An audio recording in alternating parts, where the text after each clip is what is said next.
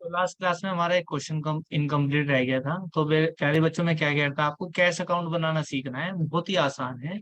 आपको 11वीं क्लास का फंडा याद रखना है। कैश अकाउंट, और कैश क्या है, हमारी एसेट्स होती है। डेबिट करने से क्या होती है बेटा, इंक्रीज होती है। और क्रेडिट करने से क्या होती है, डिक्रीज होती है। यस और नो, याद होगा आपके। तो डेबिट साइड में वो सारे आइटम आएंगे जिससे कैश इंक्रीज होगा। देखो, जब कैपिटल लेकर आया था जेड तो हमने डेबिट किया बिकॉज इंक्रीज हो रहा है। फिर प्रीमियम फॉर गुडविल के लिए लेकर आया तो हमने डेबिट किया क्योंकि कैश इंक्रीज हो रहा है। उसके बाद एक्स कैपिटल और वाई कैपिटल ये दोनों क्यों आए यहाँ पर, क्योंकि वे लेकर चले गए तो कैश क्या हुआ, हमारा कम हुआ। फिर उसके बाद क्या हुआ बेटा, एक्स की कैपिटल अकाउंट और वाई की कैपिटल अकाउंट, यहाँ पर हमारा क्वेश्चन छूटा था। तो ये क्यों बताया मैंने आपको, ये बताया मैंने आपको जब भी आप करोगे तो वो आप यहाँ से हेल्प लोगे कैपिटल अकाउंट से। अगर कैपिटल अकाउंट में जब भी एडजस्टमेंट ऑफ कैपिटल का क्वेश्चन है, या तो आपका बैलेंस इधर बचता है टू कैश या इधर बचता है बाय कैश। तो जो बैलेंस बचेगा, अगर डेबिट में बचेगा तो ध्यान रखना जिगजैग हो जाएगा, इधर की साइड जाएगा। अगर बैलेंस इधर बचता है तो इधर की साइड जाएगा। इस तरह से आप रट्टा भी लगा सकते हैं। समझाने के तौर पे मैंने आपको समझा ही दिया। डेबिट साइड का मतलब होता है वो कैश को विड्रॉन करेंगे। अगर क्रेडिट साइड में कैश आ रहा है तो वो इसका मतलब है कैश को लेकर आएंगे। मुझे बता दो ये बात समझ में आ गई क्या, नहीं तो मैं उसको और डीपली बताऊं। सर आगे। Yes sir. तो यहाँ पर भी कैश कम हुआ और यहाँ पर भी हमारा कैश कम हुआ। फिर आप टोटल करेंगे भाई, इधर का टोटल कितना हुआ, 40,000 रुपए, 15,000 रुपए और 5,000 रुपए, तो कितना आया, 60,000। ये कैश अकाउंट बनाना सीखना ही सीखना है आपको। यहाँ पर भी कितना आया भाई, 60,000 रुपए, ज्यादा आएगा इधर का टोटल करेंगे तो। इधर का टोटल कितना आया भाई, 5,000 रुपए, 2,500 रुपए और 2,000 रुपए और 30,500 रुपए, ये सुन लो। तो इधर का टोटल अगर मैं करूँ फाइनल तो सर 40,000 रुपए आया। कितना आया, 40,000 रुपये। 40,000। तो 40,000। इसको मैं बाय बैलेंस सीडी, कितना बचा, 40,000 रुपए। तो यही यही बैलेंस एक्चुअली में हमारे हाथ में है।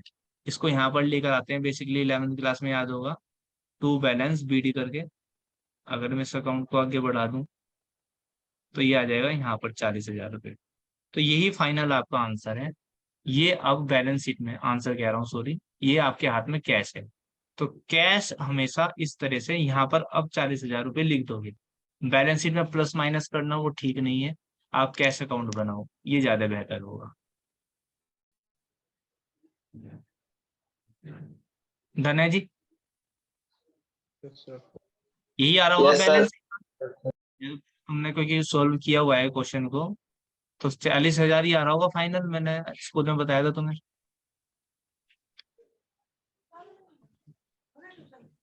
क्या बैलेंस शीट का टोटल ही नहीं करा अभी। सर ये आ रहा था अभी बैलेंस शीट का टोटल। ठीक है, तो आज समझ में आया होगा क्या नया था एक बार, क्योंकि अब हमारे पास टाइम है, एक बार इसको डिस्कस कर लेते हैं। बहुत ज्यादा कुछ नहीं है। जब भी एडजस्टमेंट ऑफ कैपिटल का क्वेश्चन है तो मैं आपको शॉर्टकट में बता दूं कि do question as simple question. बिल्कुल ऐसे करो जैसे सिंपल क्वेश्चन है, कुछ भी नहीं है अब तक के जैसे क्वेश्चन किए हैं। लेकिन जैसे ही आप कैपिटल अकाउंट आपका पूरा हो जाए, जैसे ही आपका कैपिटल अकाउंट पूरा हो जाएगा, तब आपको वर्किंग नोट करना है। वर्किंग नोट में नए पार्टनर के capital into reciprocal of his share, उसकी गुना कर देनी है। गुना करके टोटल कैपिटल आ जाएगी, नया शेयर निकाल लेना है, पुराने पार्टनर्स में बांट देनी है, वही बैलेंस शीट बचेगी। दोनों साइड का टोटल करो, बैलेंस उठाओ, या तो टू कैश बचेगा या बाय कैश बचेगा। अब कमाल की बात सुन लीजिए, ये जो मैंने आपको बताया इस क्वेश्चन के अंदर,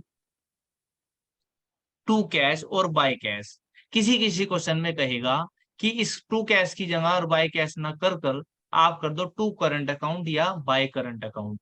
इस बात का भी ध्यान रखना है। या कहेगा टू बैंक कर दो या बाय बैंक कर दो। कैसे कर दो, देखो उस क्वेश्चन के अंदर, जैसे कि इसमें कहा था बाय ब्रिंगिंग और विड्रॉन इन कैश, मिल रहा है आपको, दिखाई दे रहा है भाई। इस क्वेश्चन में साफ साफ कह दिया कि बाय ब्रिंगिंग और विड्रॉन, या तो निकाल लेगा या लेकर आएंगे, क्या लेकर आएंगे, कैश। लेकिन अगर मैं इसे जस्ट पिछले क्वेश्चन की बात करूं तो इसमें क्या लिख रहा है, ये लिख रहा है देखो, the capital of the all partner were to be in the new profit sharing ratio, कह रहा नए प्रॉफिट शेयरिंग रेशो में कैपिटल बटेगी, ठीक है। Of capital of new partner, नए पार्टनर के आधार पर नहीं बटेगी, ठीक है। किस फ्रस्ट्रेशन में आता है, कह रहा any adjustment to be done, अगर कोई भी एडजस्टमेंट आई तो वो डन होगी थ्रू करंट अकाउंट। मतलब सर, मतलब ये जब आप ये क्वेश्चन को करोगे और आपने नई बैलेंस शीट जैसे आपने इसमें निकाली ना, टू बैलेंस शीट बिल्कुल ऐसी निकलेगी, लेकिन अगर बैलेंस बचा डेबिट साइड में या क्रेडिट साइड, तो वहां पर टू कैश या बाय कैश नहीं लिखना, आपको क्या लिखना है, टू करंट अकाउंट या बाय करंट अकाउंट। याद रखोगे इस बात को, मैं कल को करके यस दिखा दूंगा सर। इसको, हम ऐसा भी कर लेंगे, ये भी करवा दूंगा, चलो ठीक है जी, ऐसा क्वेश्चन करा दूंगा, ये नहीं तो ऐसे ही क्वेश्चन करा दूंगा, तो आपको समझ में आ जाएगा। वैसे ज्यादा कुछ है नहीं बात। तो उम्मीद करता हूँ आपको ये बात समझ में आई होंगी, जितनी भी छोटी छोटी मोटी बातें हमने सीखी हैं। और कैश अकाउंट अगर बना रहे हैं तो सॉरी, कैश से रिलेटेड है तो कैश अकाउंट जरूर बनाओ, और उसके बाद में बैलेंस वहां पर लिखो, बैलेंस शीट में खिचड़ी मत पकाओ, ऐसे कैश अकाउंट बनाकर दिखाओ, ये वर्किंग नोट से लेकर आया है ऐसे दिखा दो, बहुत ज्यादा इंप्रेशन पड़ेगा। और कभी कभी बोर्ड एग्जामिनेशन में कहते हैं by prepare the cash account, यानी कि आपको रिवैल्यूएशन अकाउंट भी बनाना है, बैलेंस शीट भी बनानी है, कैपिटल अकाउंट भी और कैश अकाउंट भी बनाना है। तो उस केस में आपको ये बनाना आना ही चाहिए, और इतना टफ है भी नहीं, बल्कि और काम आसान हो जाता है। जो बच्चे बैलेंस शीट में कैश में प्लस माइनस करते रहते हैं, वो कंफ्यूज हो जाते हैं, याद ही नहीं रहता। और अगर कैश अकाउंट का शुरू में फॉर्मेट बना लो और वहां पे पोस्टिंग साथ साथ करते रहो, तो भूलने के चांस नहीं रहते। आज तो मैंने आपको बीच में कंफ्यूज ना करने के लिए नहीं बताया, नहीं तो आप साथ साथ क्या करो, कैश अकाउंट का फॉर्मेट बना लो, टू बैलेंस बीडी पहले लिख लो, ये वाला, ये पहले लिख लो बैलेंस शीट में से देख के, और बस जैसे जैसे वो लेकर आया तो इधर लिखते रहो, जब आपको पता चल रहा कैश आएगा तो इधर लिखते रहो, कैश जाएगा तो इधर लिखते रहो, साथ साथ लिखते रहो, और बाद में इसका टोटल करके बैलेंस शीट में पहुंचा दो। तो उम्मीद करता हूँ आपको आज की क्लास समझ में आई होगी। HW है, उसको सुन लीजिए।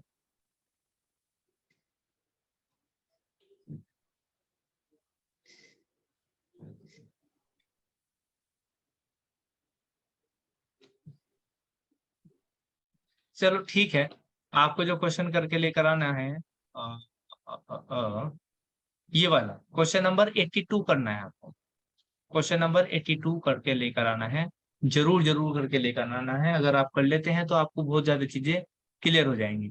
तो क्वेश्चन नंबर 82 जो है आपका HW में, और कुछ नहीं करना, क्वेश्चन नंबर 82 करना है बस, और जो मैंने कराया है एक बार उसको कर लेना है बिना देखकर। ठीक है जी, तो आज की क्लास को यहीं रोकते हैं, मिलते हैं नेक्स्ट क्लास में एक नए प्रैक्टिकल क्वेश्चन के साथ।